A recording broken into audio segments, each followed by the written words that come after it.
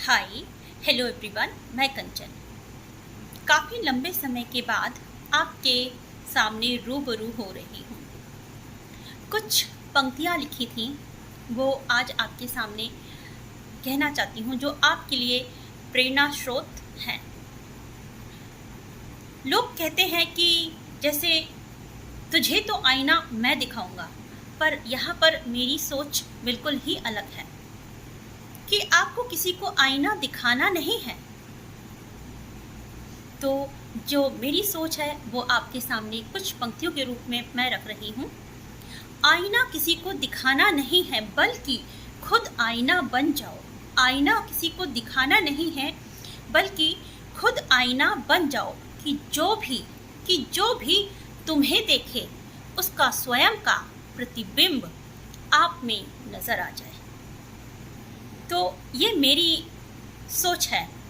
जैसे कि जब जल शांत होता है, बिल्कुल स्वच्छ होता है, तो उसमें आप अपनी छवि देख पाते हैं। ठीक उसी प्रकार से, और जरा सी भी जब उसमें हलचल होती है तो जो आपका बिंब है या प्रतिबिंब है, आप उस जल में नहीं देख सकते।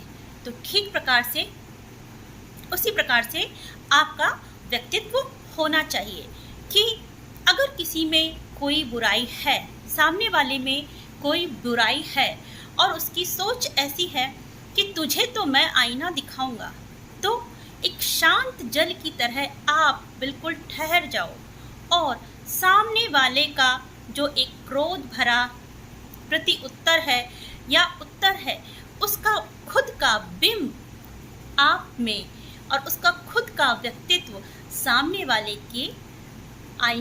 वाले की छवि में साफ नजर आ जाए। तो रिश्ते और व्यक्तित्व ऐसे ही होने चाहिए कि जब आप किसी से कोई संबंध बनाओ तो ये भावना रखने की बजाय कि तुझे तो आईना मैं दिखाऊंगा, बजाय उसके आप शांत रह के जो सामने वाला व्यक्ति का एक प्रतिशोध भरा लहजा है, वो जब स्वयं का बिंब आप में देखता है तो वो समझ जाता है कि गलती उसने कहाँ की है। तो वही है कि शीतल और शांत जल आईने की तरह होते हैं। शीतल और जो जल है वो बिल्कुल आईने की तरह होते हैं, आपकी जब उसमें छवि दिख जाती है। ठीक उसी प्रकार से एक शांत व्यक्ति का स्वभाव होता है।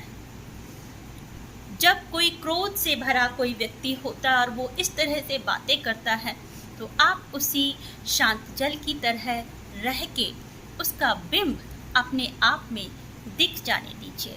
और जो द्वंद्व चल रहा है दोनों के बीच या सिर्फ एक के बीच, जो उसके अंदर जो द्वंद्व चल रहा है, वो आपको देख के उसका द्वंद्व शांत हो जाएगा। ये मेरा छोटा सा मैसेज था कि कभी किसी के साथ ऐसे नहीं आप बर्ताव करें कि तुझे तो तेरी औकात मैं बताऊंगा या तुझे तो आईना मैं दिखाऊंगा। तो आप खुद आईना बन जाओ ना। जब आप आईना बन जाओगे और उसके सामने एक शांत जल की तरह आप खड़े रहेंगे, तो वो खुद ही शर्म से पानी पानी हो जाएगा। थैंक यू, शुक्रिया। अगर मेरा मैसेज आपको पसंद आया तो प्लीज़ आप कमेंट सेक्शन में जाके अपने व्यूज़ और आइडियाज़ लिखिए। और आपके कीमती सुझाव और आइडियाज़ मेरे लिए एक प्रेरणा स्रोत की तरह काम करते हैं और मुझे आगे कोई नई चीज़ क्रिएट करने में हेल्प करते हैं। Thank you, take care.